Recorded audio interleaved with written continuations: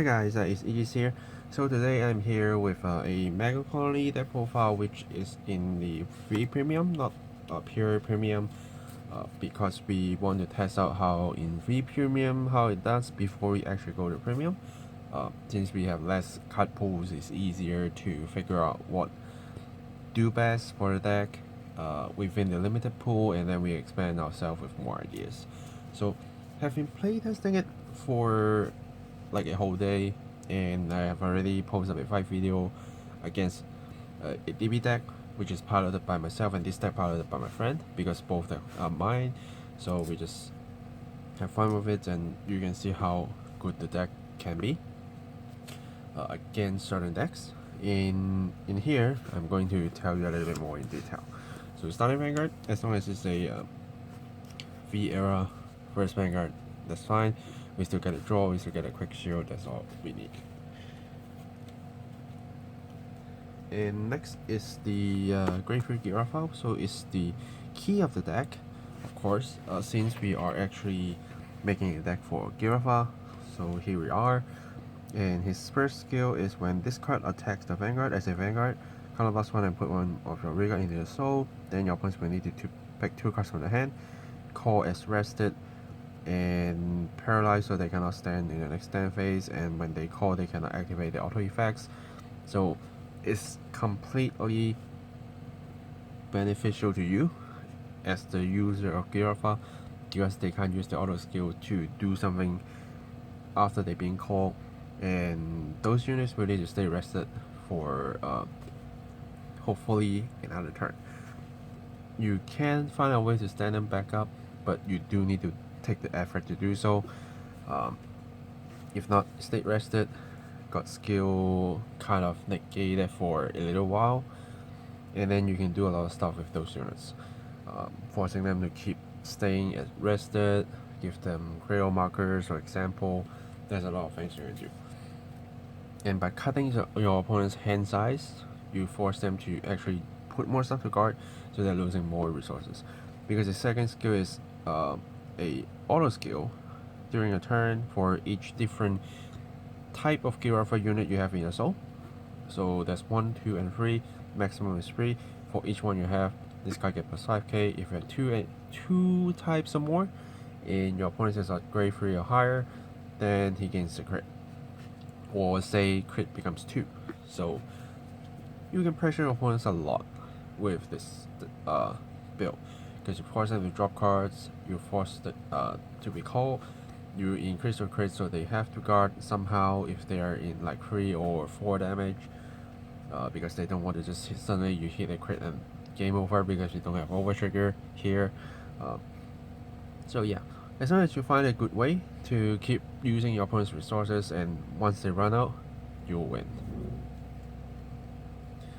And next is 4 intruder seizures. So this is something that when I like test pre-build the deck, actually running 2, because there isn't actually a good way to call him off from the deck and getting him to drop. At first that's what I think of, but at the same time, because if we look at his skill, which is he can reborn himself by counterblasting 1 as long as your opponents take the damage for the turn after Vanguard battle ends. At that moment, as long as they take a damage, you can counterblast 1 and reborn this card. And then if you soul blast 1, you can withstand a unit, and this card get plus 10k. So just purely calling it out, you can still make him a 22k beater with a soul blast, and you fill souls with Giraffa, so it's not that hard to do so. And once he get into the drop zone, which you can use your Giraffa skill to put him in the soul, and then find another way to soul blast it out, or next turn call another intruder seizures to soul blast it out, then you're ready. And your opponents now, when they see intruder seizures in your drop, then now they need to actually worry about you doing multiple attacks, because as long as one of the intruder seizures revive, you can do 5 attacks. No matter they hit or not, you can at least do 5 attacks. That's how great this card is. And if you can make them guard 3 attacks and you're dropping them 2 cards because of Giraffa's skill, they're going to lose a lot of resources. And from there, that's how you slowly gain your advantage, but you can do it. And next is the OG Dark Face. So this card is at first something that I want to test out, so only running 1, but now as you can see, I'm not even running any end line, and this is the end of our grade 3 units. So here we are, OG Dark Face, that can help you to create critical markers just by discarding a card, which is easy. And he do have the retiring power when he attacks to counterblast 1 and kill a unit with critical markers. Then for each grade on that unit that is being retired with the critical marker, will get 5k. And because a critical marker unit is being retired, you can get yourself another puzzle piece to help you win the game. No matter it's a PG, no matter it's a good grade 1, good grade 2, or maybe a grade 3 that you can ride again, get yourself another marker, or introduce pieces that you can drop as a PG cost, and then you can reuse again. So this guy is great. Even if you ride him, it's not like the end of the world. You can still do some stuff. So here we are. And entering grade 2s, first 4 of the grade 2 Giraffas, of course, because we are running Giraffa deck, we do need to have full playset of our Giraffas to make sure we can maximize his skill. And also this card can basically gain you 5k for each rested regard and usually draw you a card just by counterblasting 1, even though it's once per turn. Drawing is good, it's great. No matter what, you just want more cards, and this helps you to do so. And he can block intercept, block units moving from the same column. Since you're already calling someone rested, you basically, if they calling it in front and hoping they can intercept, this will just stops the dream. Yeah. And to do something similar, we have the Megacolony. So this is another intercept blocker, and he usually is so easy to gain attack. For each rested regards your opponents have, he get 2k, so as long as there's 2, he can hit 13k, basically everything. And helps you to sew in whatever units you want to, you need to, or even prepare for introduces Soul Blast cost, prepare more Giraffa unit into your soul, so you can activate the crit becomes 2 skill a lot easier. This guy is just great. And before, we don't actually see him that much useful, but in this deck, very useful. In 2 of the Bloody Hercules, this is a card that when you have no idea what you want to play, you can always think of him. But of course, I put him in for a few purposes. One, he is a simple on play Soul Blast 1 gets 6k as a 15k beater, and you sometimes need to Soul Blast your intruder ceases out in order to make him a lot more useful to prepare for multiple attacks, or at least creating the threats. He's helping you to do so. And as long as this unit hits, you can counter charge 1 and give another unit 6k. So have you adjust power, have you counter charge, because this deck gives a lot of counter blast. This use, and this use already. So anyway, any sort of counter charge is really welcome. Yeah. And then next, I'm also showing you another unit that we will use counter blast for, which is Stamping Red. So this is a promo. I think it shouldn't be too hard to get in English. In JP, we do have it as a tournament promo, and I bought myself 8 pieces, so I'm so ready to use this card. I always want to find a way to use it, and here we have the space to put him in, because what is great is as long as he appears on Vanguard Regular Circle, last one, you can place a critical marker on a unit without it. Easy. And as long as there's a critical marker during a turn on your opponent's regards, he will become 15k, no matter Vanguard or Regard, which is just great, just like Bloody Hercules. And since you place critical markers on units, you're kind of making them skillless, making them useless, and this is how we further gain advantage, because they stay rested, they don't have power, they don't have skills, and if you call on top, we get something back. So we always gain something from it, and your opponents will need to keep suffering from units that being controlled, which is basically how this deck is going to get the win con. Keep pressuring your opponents while using their resources, nullify their resources, making them meaningless, and you keep pushing. Then you can win. Yeah. In entering grade 1s, same as grade 2, we have 4 of the grade 1 Giraffas. It's basically a Soul Blast 1, draw 1, and place a Vanguard Circle, ditch a card for another Giraffa. As long as you ditch a grade 1, you get a grade 1 Giraffa. You ditch a grade 2, you get a grade 2 Giraffa. You ditch a grade 3, you get a grade 3 Giraffa. So, this you want it in your opening hand. First, fill in the first soul of the Giraffa you need and pick up the pieces that you're missing.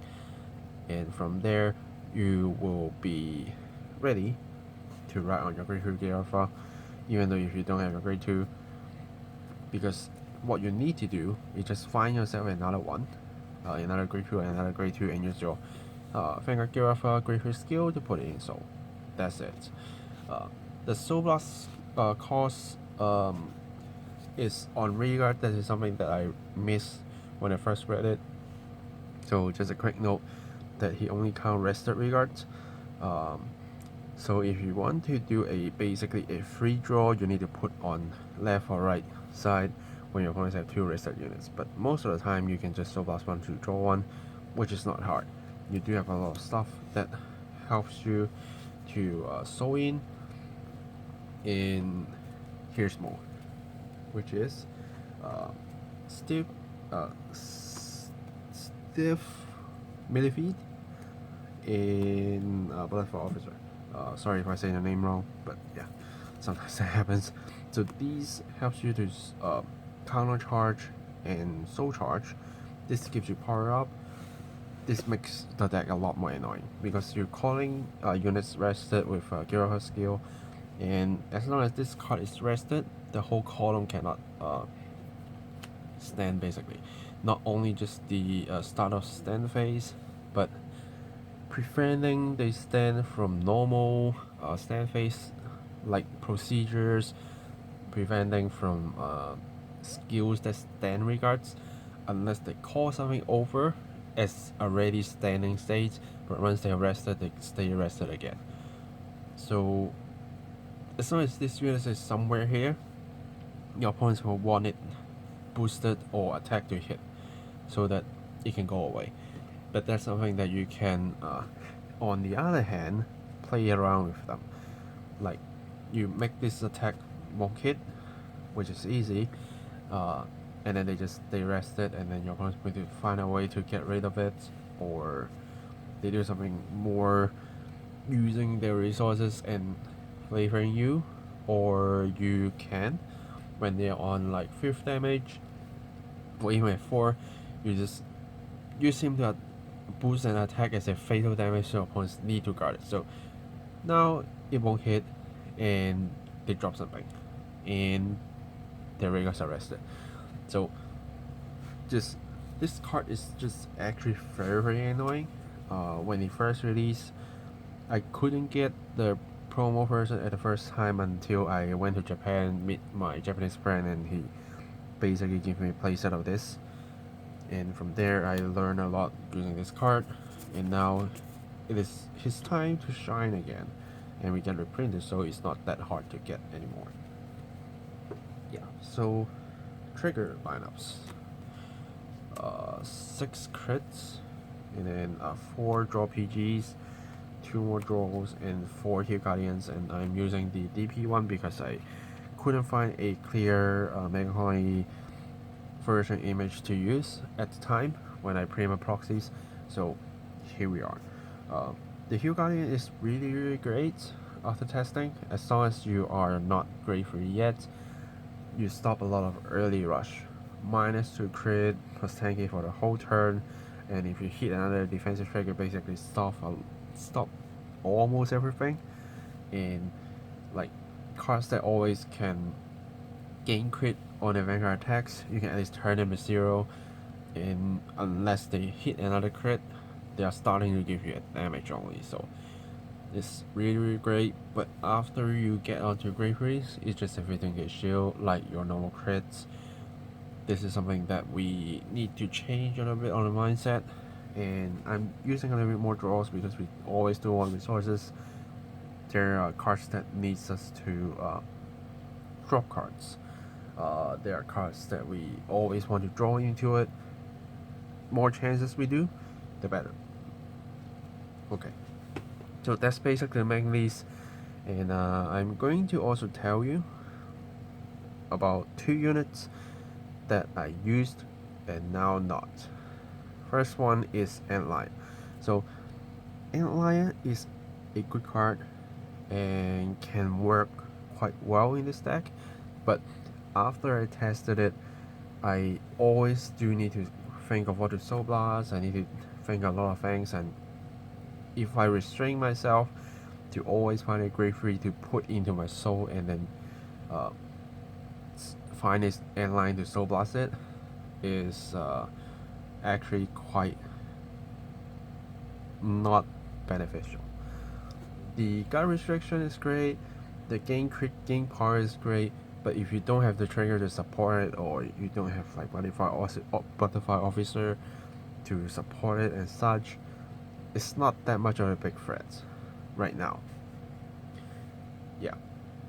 And even if you ride on your Grade 3 first to do that, there's still a Heal Guardian. Your opponents at Grade 2, they can still somehow survive it. So it's not as ideal as we think, and that's why I drop it.